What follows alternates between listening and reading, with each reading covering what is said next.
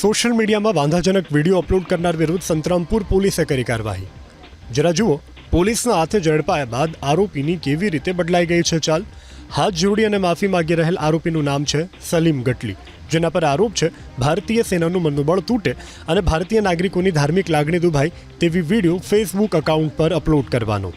આરોપી સલીમે ડુગ્ગુ શર્મા નામના Facebook ID પર વાંધાજનક વિડીયો પોસ્ટ કર્યો. કાયદાના સકંજામાંથી બચવા માટે આરોપી સલીમે નકલી ફેસબુક આઈડી બનાવ્યું, જેમાં અન્ય એક યુવકનો પ્રોફાઇલ ફોટો પણ લગાવ્યો. જોકે મહીસાગર પોલીસની અલગ અલગ ટીમો અને સાયબર ક્રાઇમની ટીમે તપાસ કરી અને આરોપી સલીમ ગટલીને ઝડપી પાડ્યો. સોશિયલ મીડિયામાં વાંધાજનક વિડીયો અપલોડ કરનાર વિરુદ્ધ સંતરામપુર પોલીસે કરી કાર્યવાહી.